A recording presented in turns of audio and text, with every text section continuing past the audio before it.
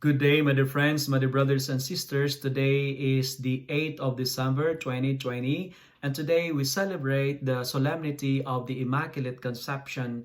And today I'm also happy to announce that today I remember my 4th year anniversary as a priest. I am now a 4-year-old priest. And I have two sets of reflection to share with you today. And today is just the first set of reflection because I am going to highlight my reflection this morning on our first reading, because I find our first reading for today very beautiful and very meaningful. Why? Because our first reading for today tells us about the effects and the consequence of sin in our life.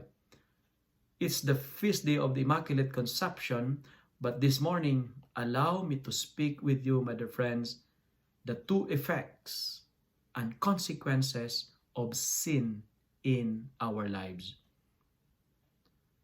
You know, what do we usually do when we disobey the Lord? What sin is doing to us when we do it intentionally? My dear friends, my dear brothers and sisters, our first reading is telling us from the book of Genesis that the first effect of sin is hiding. Hiding. We hide. Why do we hide?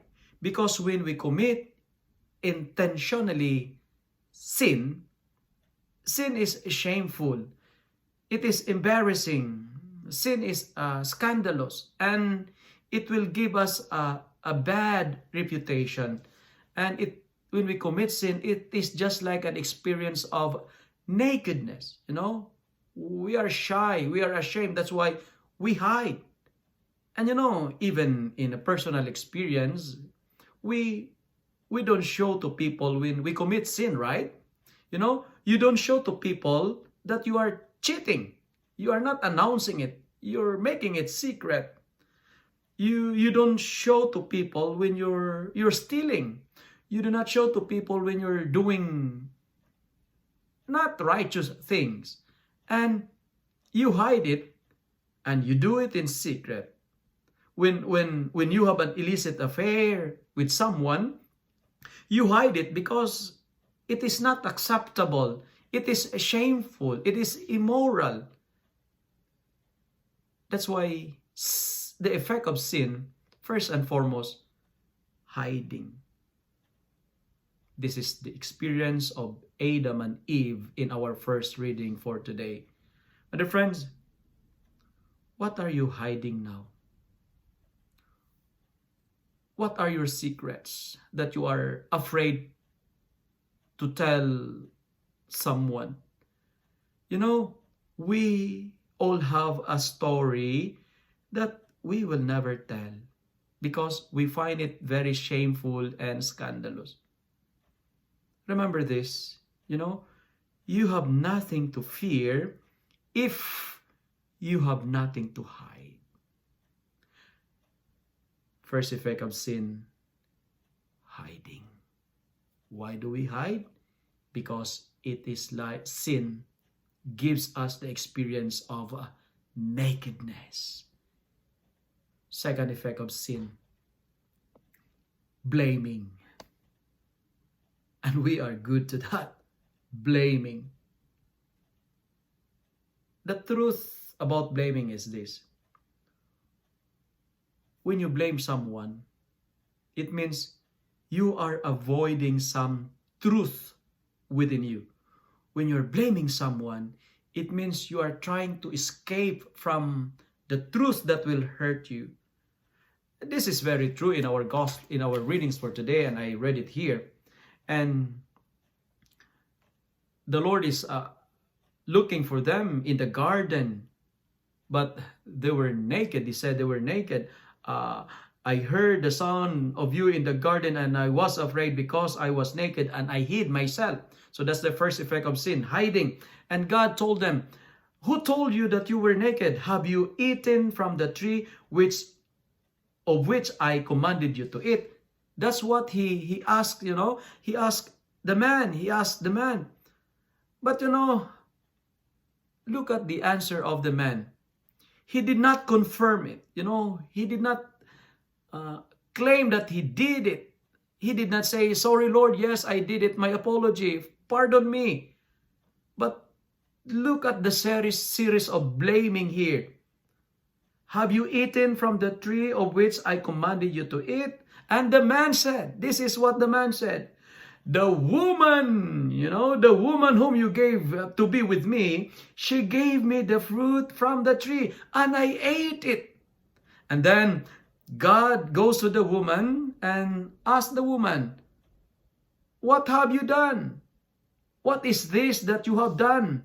And look at the blaming again. Instead of accepting it, instead of confirming it, instead of asking for sorry, and the woman said, the serpent tricked me and I ate it. Series of blaming. But the friends, you know what? In our life, it is always the ones with dirty hands pointing the finger. It is always the ones with dirty hands pointing the fingers. When you're blaming people, when you're blaming someone, it means you are avoiding some problems to be fixed in you. Friends, when you are blaming someone, you are just escaping the chance and the opportunity, neglecting the chance and the opportunity to start again. The challenge is this. Instead of blaming, fix the problem.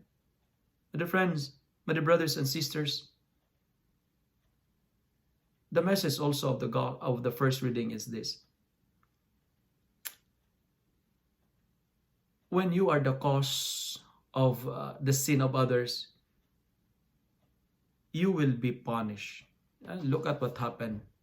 And the Lord said to the serpent, because you have done this, cursed are you among all animals and among all wild creatures.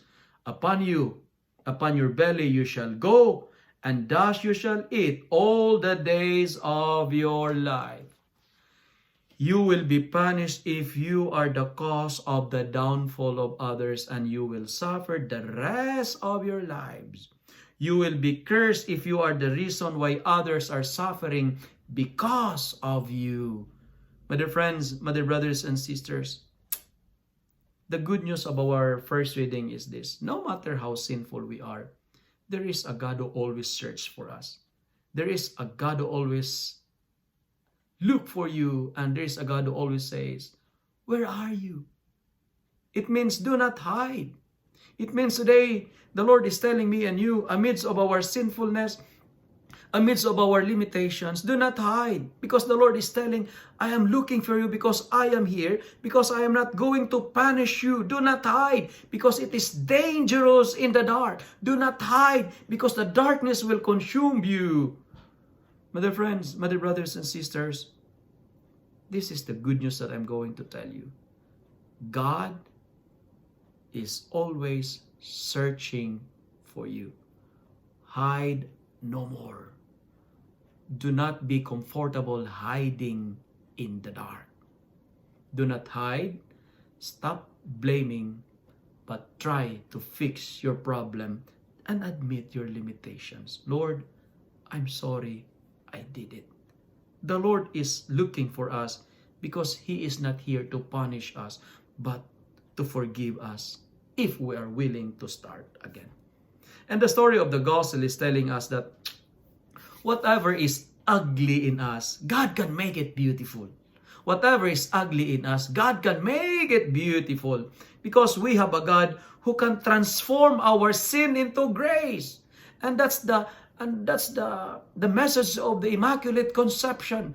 God can transform our sin into series of grace. That's why He's searching for you and for me. God can change the curse into blessing.